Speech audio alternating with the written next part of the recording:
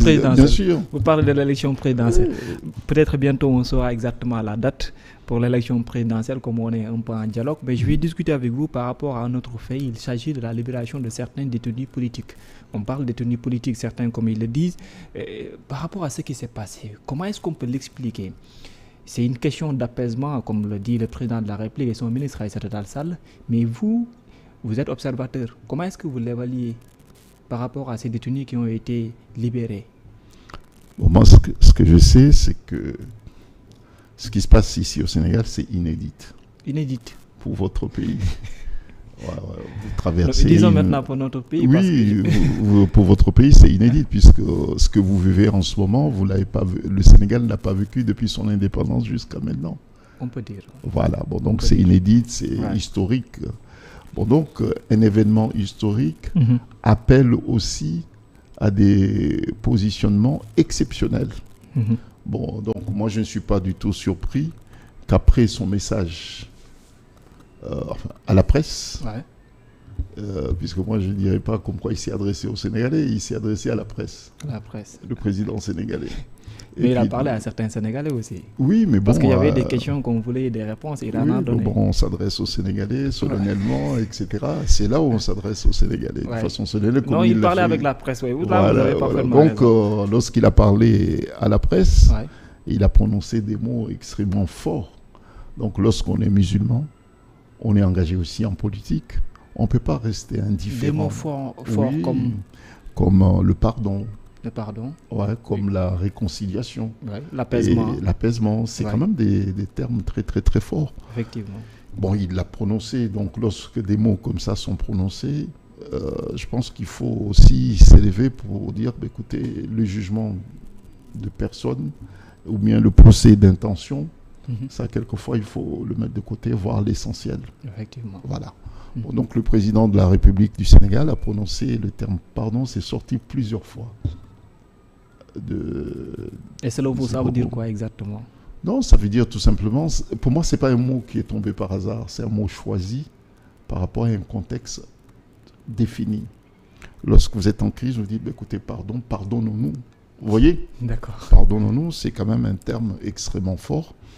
Et lorsque vous êtes dans une crise, il faut des messages forts pour sortir de cette crise, puisque je ne pense pas que ça arrange personne, que le Sénégal s'abîme.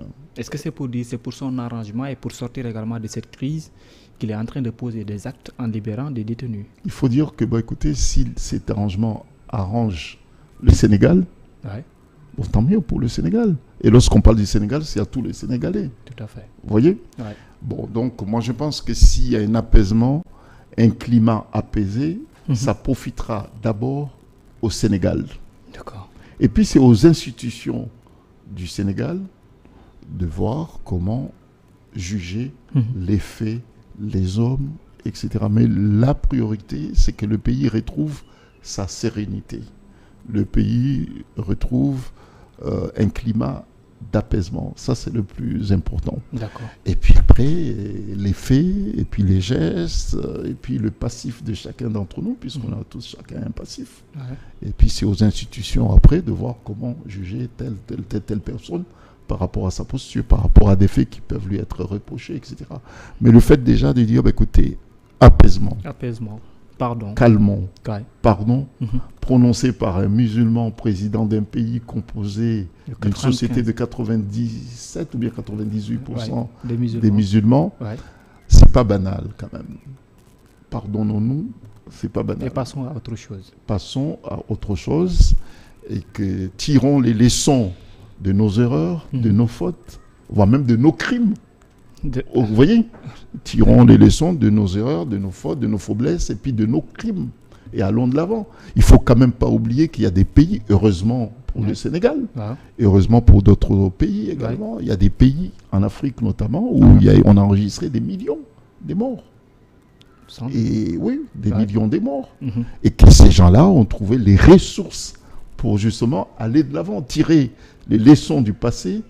Et s'asseoir sur une table, discuter. Voilà, s'asseoir autour d'une table, s'asseoir, et puis avoir le courage de se regarder les yeux dans les yeux, et se pardonner et puis aller de l'avant. Alors, vous avez certainement suivi certains des détenus qui ont été libérés, parler par rapport à la situation carcérale, ce qu'ils ont vécu. Le président de la République face à la presse a dit non, je ne suis pas d'accord pour des questions de violentin des détenus ou bien entre autres. Et vous, en tant que parent, je posais cette question, comment est-ce que vous voyez ces détenus et quand vous les écoutez parler, ça vous fait quoi exactement?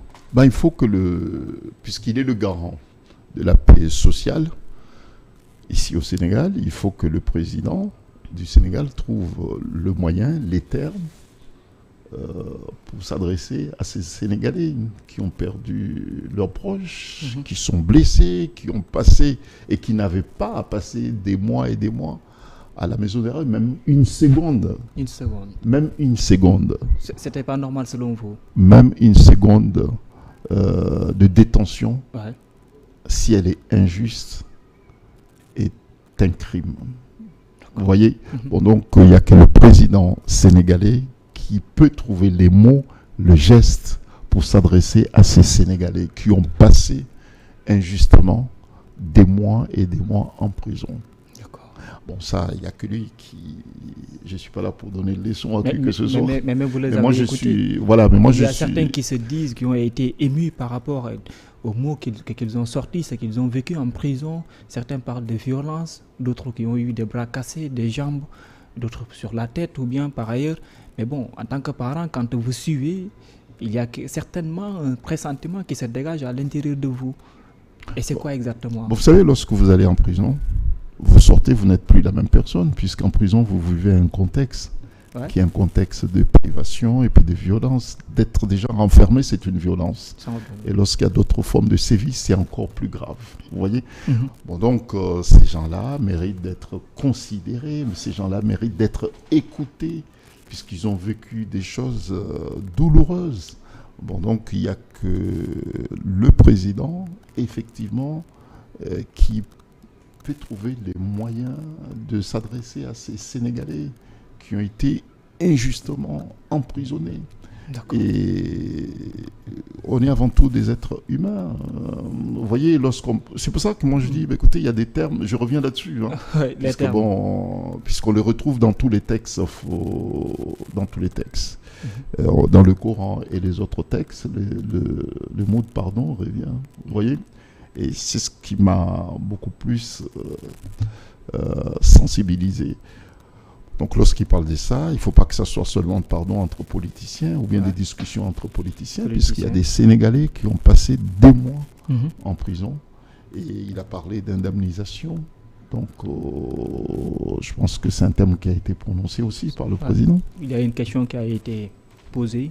Voilà, bon, donc là aussi, ça peut être... il a dit qu'il y a des procédures à prendre là-dessus. Et après, donc c'est une forme de reconnaissance de certaines situations et puis de considération pour ceux qui ont souffert par rapport à leur idéal de justice et de démocratie aussi, puisqu'ils sont allés là-bas en tant que militants. Ils ont été emprisonnés puisqu'ils sont militants politiques qui se battent encore par rapport à un idéal, puisque je vis certains sortir, mais avec une autre forme de détermination d'aller encore très loin. Plus de détermination même. Pour aller très loin dans leur engagement. Bon, donc, voilà ce que je peux dire là-dessus. D'accord. Voilà. Alors, notre dernier point, ça va concerner un peu la scène politique. Vous observiez bien l'actualité politique sénégalaise. Le président de la République a abrogé le décret venant pour organiser les élections en 2025. En 2024, le 25 février. Finalement, ça n'a pas eu lieu. Il y a un projet de loi à l'Assemblée nationale, le Conseil constitutionnel qui sort encore un autre communiqué. Tout cela, comment vous le voyez en tant qu'avocat et puis sur les procédures qui sont entamées? Selon vous, est-ce qu'on est dans ce que l'on appelle des règles ou bien on est juste sous cette politique qui anime toujours? Bon, vous, ici au Sénégal, heureusement pour vous, vous n'avez pas un passé politique marqué par des coups d'État. Et heureusement pour vous. Mais moi, je suis originaire d'un pays dont l'histoire politique est marquée par des violences politiques, des coups d'État, l'assassinat des chefs d'État, etc. Des coups d'État militaires et puis des coups d'État électoraux. Bon... J'ai, je dirais, la chance d'avoir vécu, d'avoir des expériences, soit en tant qu'avocat, soit en tant qu'acteur politique. En tant qu'acteur politique. Voilà, de tout ça. Bon, donc, moi-même, j'ai déjà été 2 fois au 2e tour d'élection présidentielle, chez moi, aux Comores. Je sais ce que c'est gagner des élections et se faire voler ces élections. Et vous savez ce que c'est perdre également. Je sais ce que c'est. Ouais. Voilà. Donc, je sais ce que c'est. Je sais ce que c'est défendre quelqu'un qui est injustement poursuivi pour de faux coups d'État. Puisque j'ai moi-même fait la prison parce qu'on m'a accusé un putschiste, militaire putschiste, qui m'accuse de l'avoir voulu le destituer, le renverser, puisque j'avais mobilisé la population pour dire non à la hausse du prix du riz de base pour financer une université. Pour lui, ça suffisait pour m'inculper pour coup d'État. Bon, donc, je sais ce que c'est. Bon, je sais aussi se faire voler, comme je l'ai dit tout à l'heure, gagner sur la base des procès-verbaux, et puis voir votre victoire vous échapper parce que les militaires ont décidé que ce n'est pas vous, mais c'est quelqu'un du système. Ça aussi, je sais ce que c'est. Et je sais aussi comment défendre un chef d'État, la mémoire d'un chef d'État assassiné par des mercenaires. Je l'ai fait. Je l'ai défendu, le chef d'État comorien, Ahmed Abdallah, à la cour d'assises de Paris. J'ai aussi défendu le président Djouar, qui a été destitué par Bob Denard. Vous voyez? Bon, je l'ai défendu également au tribunal de Paris. Également. Bon, donc, j'ai cette expérience, ce vécu, je comprends ça.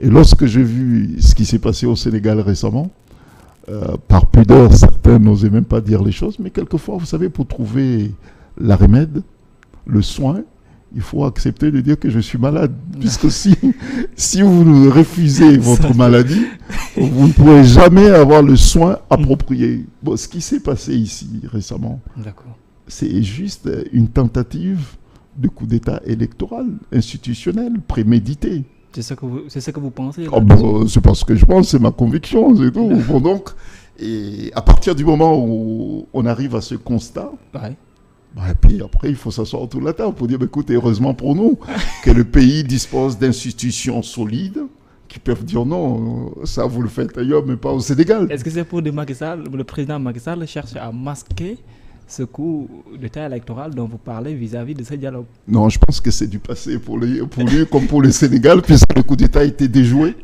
C'est du passé pour lui. Heureusement que le Sénégal dispose des institutions constitutionnelles extrêmement solides. Et puis un peuple aussi qui est veillant, qui tient absolument à son héritage démocratique.